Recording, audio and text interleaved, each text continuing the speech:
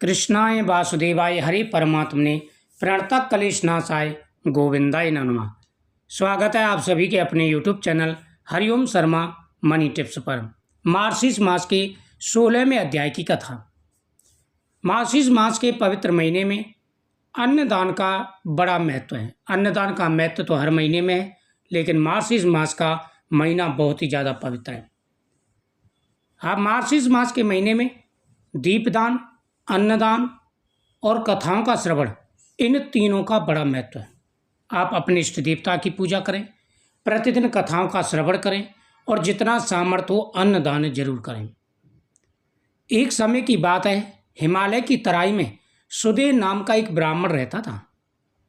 वह अत्यंत दयालु था, श्रद्धालु था, परंतु गरीबी के कारण परिवार का पालन पोषण बहुत ही कठिनाई से होता था। जब हमारे पास धन नहीं होता है तो परिवार के लिए बड़ी मुसीबत आती है, बड़ी परेशानी आती है। जिंदगी एक प्रकार से संघर्षपूर्ण हो जाती है, अनेक प्रकार की परेशानियां जीवन में आ जाती हैं। तो धन बहुत ही जरूरी है, बिना धन के कोई कार्य नहीं हो पाता है। ऐसे ही ब्राह्मण था, गरीब था, बड़ी कठिनाई से उनका समय व्यतीत होता था, खाने के भी लाले पड़ जाते थे।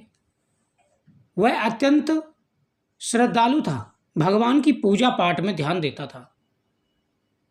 मार्गशीर्ष मास आने पर गांव में बड़ा उत्सव होता था। दीपदान, गौ पूजन और अन्नदान की परंपरा निभाई जाती थी। उस गांव में एक नियम था कि जब भी मार्गशीर्ष का महीना आता तो 3 कार्य होते थे।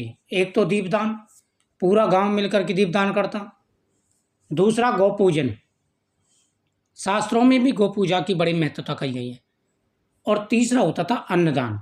ये 3 नियम थे उस गांव में जो सभी निभाते थे। अमीर थे उनके लिए तो एक आसान था, लेकिन जो गरीब थे उनके लिए तो मुसीबत थी।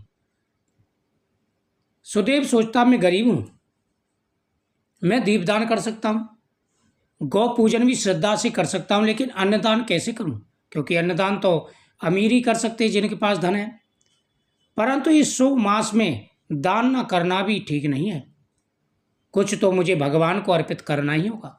उसने कहा, मैं जब लोगों को कुछ दान नहीं बांट सकता तो भगवान के प्रति तो मैं कुछ ना कुछ चढ़ा ही सकता हूँ, इतना तो मैं कर ही सकता हूँ।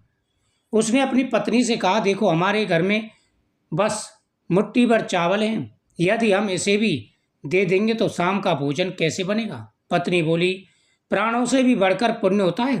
मार्गशीर्ष मास का अन्नदान कभी व्यर्थ नहीं जाता। तुम निश्चित होकर के दान करो, भगवान हमारी भूख अवश्य मिटा देंगे। सुदेव के मन में विश्वास जागा। वह मुट्ठी भर चावल लेकर मंदिर पहुंचा और भगवान विष्णु के चरणों में अर्पित कर दिए। पुरोहित ने उसे आशीर्वाद दिया। उसी रात एक चमत्कार हुआ। एक दिव्य पुरुष उसके स्वप्न में आए और बोले, हे सुदेव, मार्गशीर्ष मास में किया हुआ तेरा अन्नदान देवताओं तक पहुंच चुका है। जो मन से देता है उसका दान अखंड और अनंत बढ़ जाता है। कल प्रातः तुम्हारे घर में भगवान की कृपा बरसेगी। सुबह होते ही गांव में एक धनी वैश्य आया। उसके व्यापार के लिए एक ईमानदार सहायक की आवश्यकता हुई थी। गांव वालों ने सुदेव की ईमानदारी की प्रशंसा की और वैश्य उसे अपने साथ ले गया। कुछ ही महीने में सुदेव का जीवन बदल गया।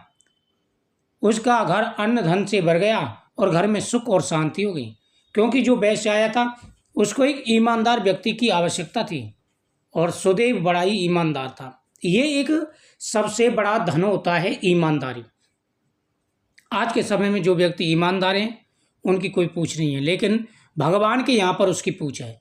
और जब भगवान के यहाँ पर उसकी पूछ है तो दुनिया उसके सामने झुकती है। ईमानदार व्यक्ति हमेशा सुखी रहता है, संपन्न रहता है। इसी प्रकार उसके जीवन में धन्य धन आ गया। एक दिन उसने मंदिर में धन्यवाद करते हुए कहा, मैंने तो भगवान को बस एक मुट्ठी चावल दिए थे, परंतु भगवान ने उसके बदले अनंत सुख दे दिया। मार्गशीर्ष मास सच में बड़ा पुण्यदायक है।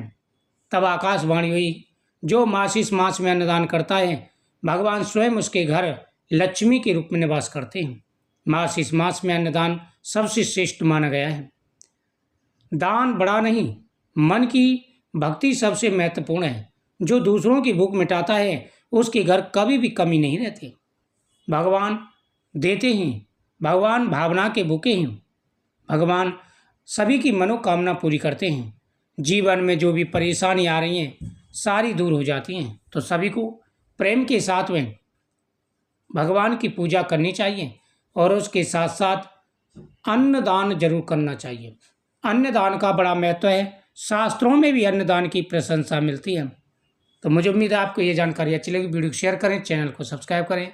ओम नमः शिवाय।